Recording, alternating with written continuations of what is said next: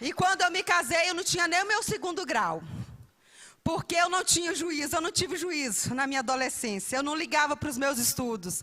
E eu falava com Deus, Deus, eu olho para essa minha história que eu não estudei, eu não valorizei aquilo que os meus pais tinham para mim, uma vida simples.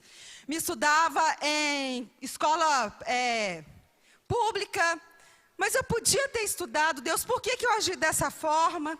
Me ajuda, Deus, eu sei que não tem como recuperar o tempo perdido, mas aqui para frente eu posso fazer diferente. Então, depois de casada, eu fiz o meu segundo grau, me formei em psicologia, sou pastora dessa igreja maravilhosa, sou usada para a glória de Deus. Eu não sei quem que é mais doido, se é Deus ou se é o pastor Márcio, que acredita na nossa família, na minha vida, do Lucinho, da Mimi e do Davi. Eu acho que os dois são muito doidos e muito lindos, o pastor Márcio e Deus, não é verdade? Vamos aplaudir o Senhor pela vida deles? Obrigado, Senhor, pela vida do pastor Márcio, nosso pastor, sua família, pelo Senhor acreditar em nós, Deus. E viajo o mundo inteiro, junto com meu marido, pregando a palavra de Deus. O mundo inteiro, conheço vários lugares no mundo. E eu estou contando a minha história aqui hoje para falar para você que tudo é possível para Deus. No início do ano, sabe o que aconteceu? Deus falou assim comigo, Patrícia, eu tenho um novo desafio para você viver. Eu falei assim, uau, Deus, o Senhor está me preparando para alguma coisa, eu nem faço ideia do que seja. E Deus falou assim comigo, eu quero que você entre num seminário teológico. E eu falei assim, Deus, eu acho que o Senhor deve estar brincando comigo. Ou então eu pensei, eu acho que eu estou ouvindo outras vozes, mas que não é do Senhor, eu estou misturando. E Deus disse o seguinte, minha filha, é isso que eu tenho para você sim, eu quero que você entre num seminário teológico, porque você diz tanto que você quer levar a minha glória. E quem quer levar a minha glória precisa se preparar. Precisa ter conhecimento da palavra, precisa estar disposto a sair da sua zona de conforto. Eu sei, filha, que você pensou que agora você poderia dormir até mais tarde, viver mais descansada, acordar, tomar um cafezinho junto com seu maridinho todos os dias, quando ele estiver em Belo Horizonte, acompanhar os seus filhos, né, eles indo para a escola, filha. Mas eu quero que você saia da sua zona de conforto. Só que tem uma coisa, filha, você vai me obedecer, você vai fazer ou não, se você quiser. Você quer levar a minha glória de forma tão bonita, com conhecimento, com sabedoria da minha palavra? Sim, Deus. Porque quem me segue nas redes sociais, sabe que tudo que eu posto nas minhas redes sociais é parte do Lucinho, tá, gente? Quem desejar me seguir no Instagram, parte do Lucinho, marco sempre presença lá, do Lucinho. Eita, Deus bom, Deus dá sabedoria, mulher sábia. Aí, tudo que eu posto lá, eu escrevo assim, eu nasci para levar a glória de Deus. Então, hoje, eu sei que pela graça de Jesus na minha vida, eu sou uma inspiração para as muitas mulheres casadas, sou uma inspiração para as muitas jovens, para muitos adolescentes, cheios de complexos, mulheres que muitas vezes falam comigo assim, menina, eu vejo a sua alegria em casa, cuidando das plantinhas, conversando com as plantinhas, com seus filhos, e eu olho para mim e eu vejo que eu não tenho isso, que eu preciso deixar Deus fazer isso que Ele fez na sua vida, isso pessoas do mundo inteiro, e eu fico assim, Deus, o Senhor é demais mesmo, hein? Fez de mim uma inspiração para as pessoas te conhecerem, para as pessoas chamarem e quererem uma mudança de vida. E aí eu falei assim, Deus, eu vou aceitar esse negócio, eu vou entrar no seminário. Esse mês, né, essa semana, na sexta-feira, foi meu primeiro dia de férias, meu e da minha filha. Eu estou fazendo um seminário junto com a minha filha de 18 anos de idade. Ou seja, além de eu ser uma pessoa que eu estou inspirando outras pessoas, eu estou inspirando a minha filha a buscar mais a Deus, a querer mais Deus na vida dela. E quando a gente vai para o seminário e volta, eu viro para a Emily e falo assim, filha, você tem 18 anos de idade, eu tenho 47. O que Deus Deus está fazendo na sua vida é um negócio muito louco, Mimi. Vai para cima, Mimi. Vai, Mimi. Vai ser demais, vai ser lindo, filha. O que Deus tem para você, filha. Eu sofri tanto, eu ralei tanto. Você conhece a minha história de luta com seu pai, tantos desafios. Mas você tem uma mãe que não desistiu de amar a Deus, de ser fiel a Deus e de querer ser um exemplo para você e para o seu irmão, Davi. Então, a minha filha, ela acha que ela me vê assim, mãe, você é muito doida. E eu sou doidinha mesmo. A minha história do meu marido é que nós somos loucos por Jesus, né? Louquinhos por Jesus. Gente, mas eu fico olhando para Mimi e para o Davi, ai, como que eu vou falar para vocês? Como que eu conheci o amor de Deus depois que eu me tornei mãe? É uma coisa tão louca o amor de um pai, de uma mãe, que eu olho para Mimi e para o Davi e eu me derreto toda. Assim como para o Lucim também, né? Me derreto toda. É amor, mozão, benzinho, paixão, amor da minha vida, homem de Deus. É assim, mulher casada. É o fogo de Deus. Amém, pastora Vanessa? Fogo de Deus nessa mulherada aqui, Senhor. Casada em nome de Jesus. E as solteiras, guardem fogo para os seus esposos. Em nome de Jesus. Amém. Glória a Deus. Ai, Deus bom.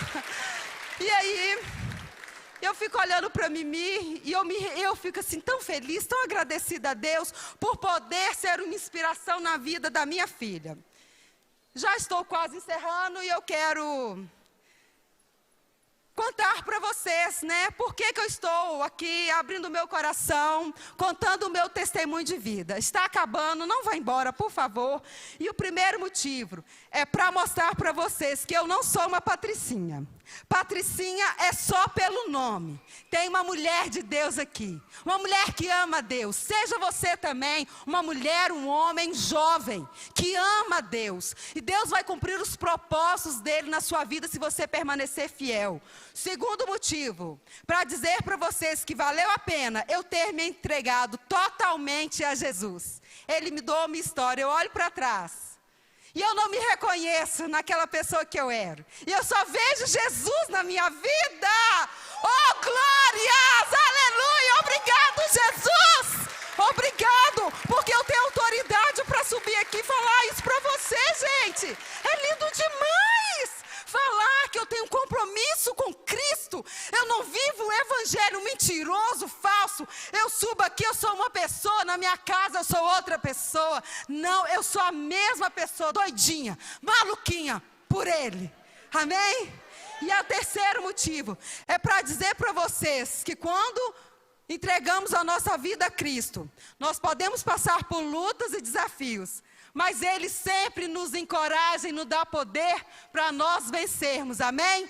Receba o poder de Deus aqui nesta noite, em nome de Jesus. E o quarto motivo, e o último, é para falar para vocês, que assim como Deus fez comigo, Ele quer Ele quer fazer para vocês também. E eu quero encerrar contando uma história muito linda, real, que aconteceu lá na Alemanha.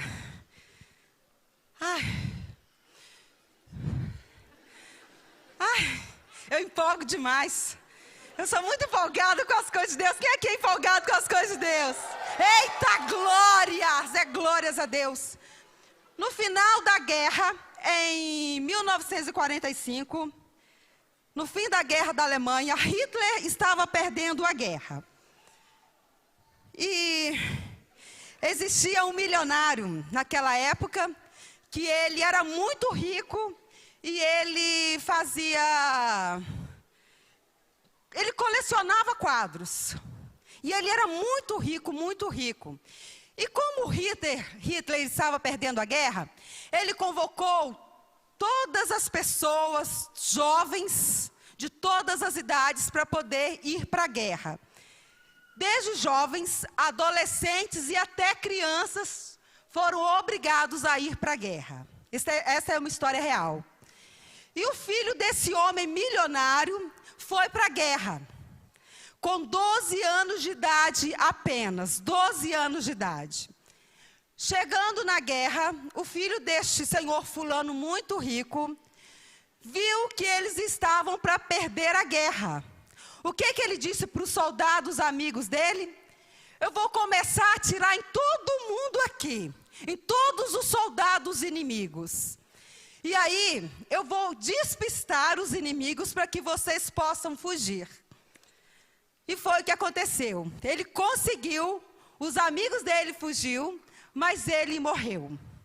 Esses amigos desse filho do senhor fulano muito rico, quiseram homenagear esse jovem e foram a uma cidade, quando eles chegaram em Berlim, em um pintor muito simples. No exterior, quem conhece aqui o exterior, sabe que tem muito essas coisas de pintor que fica na esquina, nas praças eles ficam pintando a natureza, o céu, as pessoas. Então eles chegaram até esse pintor e tiraram uma foto desse soldado e pediu que ele pintasse a foto desse jovenzinho. E eles foram até esse senhor fulano muito rico. E disseram para ele, olha, nós não temos como trazer de volta a vida do seu filho. Então, a simples forma que nós tivemos de homenageá-lo, é trazer este quadro para você. E deram para ele o quadro que era a pintura do filho dele.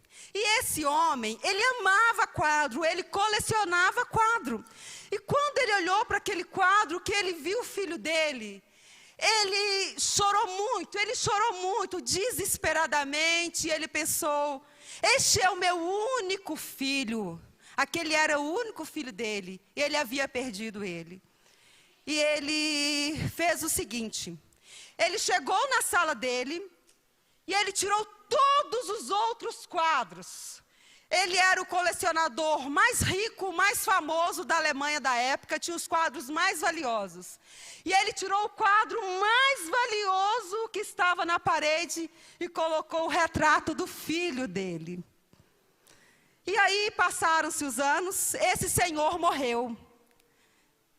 E ele disse que, como ele não tinha ninguém, ele queria que aquele dinheiro fosse doado para a Alemanha, para poder ajudar, porque a Alemanha havia perdido a guerra e fosse uma forma de reconstruir a cidade, como ele era muito rico. Teve um leilão, e naquele leilão, o primeiro quadro, segundo o testamento que ele havia deixado, teria que ser um quadro. E eles começaram a leiloar aquele quadro e ninguém levantava a mão, Quem dá R$1.000? Ninguém levantou a mão. 500? Ninguém levantava a mão. 300? Até chegar num valor muito baixo. De repente, um senhorzinho lá no fundo levanta a mão e diz assim, eu quero este quadro é meu. De repente, alguém que estava sentado lá no meio do leilão disse, esse quadro não tem valor algum, esse quadro não vale nada, ele foi desenhado, pintado por alguém que era um Zé Ninguém, que não era conhecido. Esse senhor levantou, pegou o quadro, foi lá na frente e disse, gente, eu sei que esse quadro era muito simples. Ele era o quadro mais simples do senhor fulano, que era tão rico. Mas era diante desse quadro que todas as noites e todas as manhãs, ele olhava para ele, e ele derramava o coração dele, e ele chorava tanto. E eu não me esqueço disso, por isso que esse quadro, sendo tão importante para esse meu chefe, é importante para mim também. Então é uma simples forma de homenageá-lo. E esse homem sentou lá no fundo com este quadro. De repente, todas as pessoas começam a gritar, eba, oba, agora vai começar o leilão. De repente, o leiloeiro bate na mesa com o martelo dele e diz, está encerrado o leilão. E todos começam a gritar e a perguntar uns para os outros, mas por quê? Agora que vai chegar nos melhores quadros, os mais famosos, os mais caros. Nós queremos os mais famosos, os mais belos quadros. E de repente, esse homem disse, o leiloeiro, no testamento deste senhor está escrito, que quem levar este quadro leva tudo. E o nome deste quadro era O Filho. O Filho. Sabe o que eu quero dizer para você? Que quem tem Jesus, quem recebe Jesus na vida dele, no coração dele, tem tudo que ele precisa para viver. Glória a Jesus, glória a Deus, glória a Deus, glória a Jesus.